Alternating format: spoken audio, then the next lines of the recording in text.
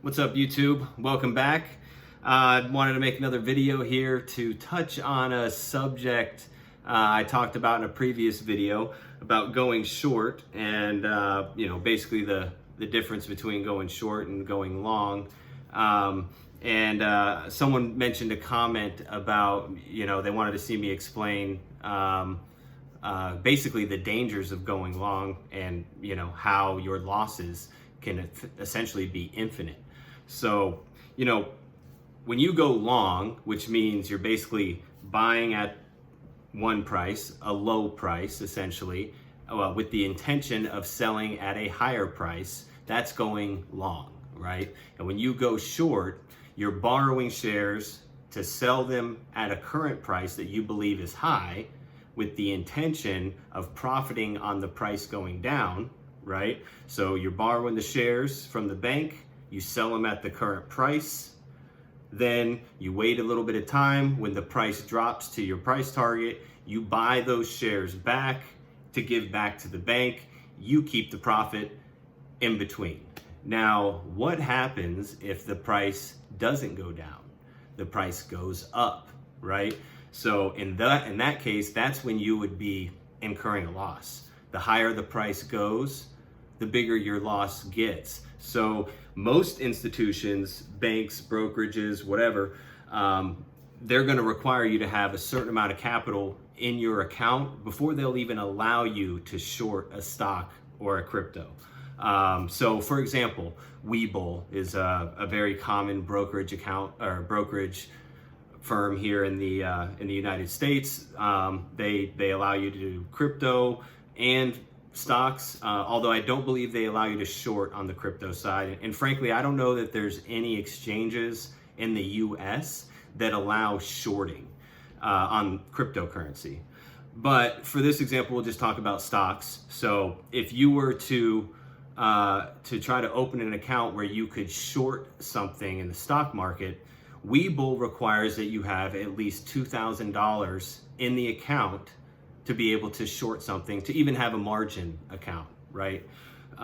So the amount that you have in the account, that's the amount of leeway that the brokerage is going to give you to short something. So for example, if you buy 1,000 shares of a $1 stock, right, for $1,000, and you expect it, this is you going long, and it goes up to $2 a share, and you sell it, you just made $1,000, right? So if that same stock is now $2 a share, and you short it, you short 1,000 shares at $2, right, because you think it's going back to $1, then basically your position is going to be a $2,000 negative position. Okay, so you borrowed 1,000 shares worth $2,000 from the bank, sold them at the current price, and now you are required to buy back those shares to give to the bank that you borrowed the shares from. So now what if, and let's say that you have $2,000 in your account, right? The bare minimum. So now that stock has gone up to $3. Okay, so now you sold it at $2 a pop for $2,000, but now it's $3. So if you were to buy those shares back right now, to buy all 1,000 shares, it's going to cost you $3,000. You're at a negative $1,000, right? So at most exchanges, when you get close to being down as much money as you have in your account, before you get to zero or negative, they're going to close out your position. They're going to buy those shares, close out your position. Sorry about your loss. They may give you a warning, they may not, but you should understand the risks of doing that before you even go into a short position. And most times you have to sign disclosures and whatnot that you understand those risks. I have been what's called liquidated on a short position before in the stock market, and I thought I had plenty of equity in my account to cover the short, but because I was holding other stocks that were not counting towards my total account worth for liquidation purposes, I got liquidated ended up losing like $1,600, and that's when I really learned my lesson about shorting.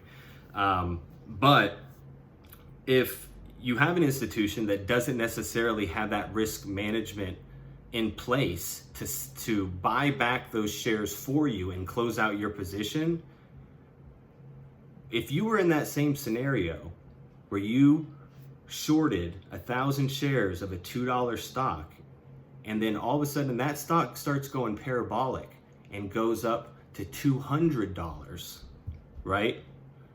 That means it's gone up 198. You're down $198,000 if you buy it now to give back to the bank.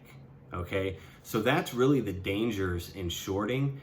Is when you go long, you can only lose as much as you invested. That's saying you bought it and it went all the way, you bought a stock at whatever price and it goes all the way down to zero. You lost every dollar that you put into that stock, right?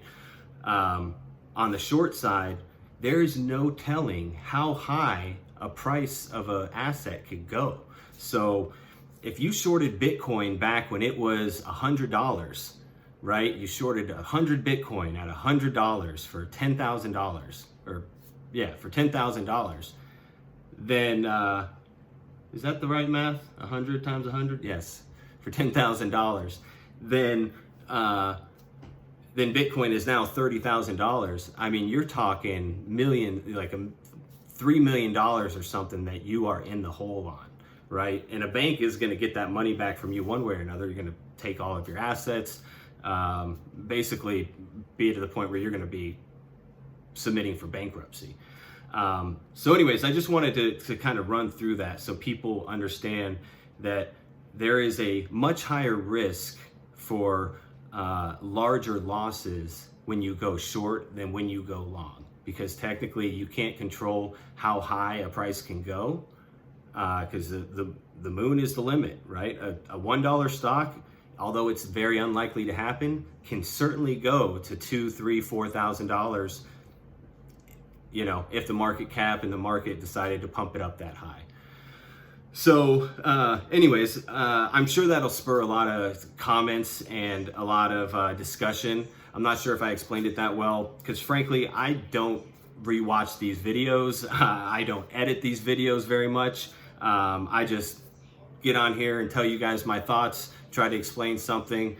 And by the way, this is not financial advice. I have seen some comments on this channel about, this guy lost all this money. What's he doing out here trying to give financial advice? Well, I've thought I've made it very clear in all my videos. No, I'm not trying to give financial advice. All I'm trying to do is share some knowledge, share my experience, and also provide some definitions on things, simple investing, terms that a lot of people don't know. So anyways, if you like the content, please like, subscribe, drop me a comment, good or bad, doesn't matter. I love all the engagement.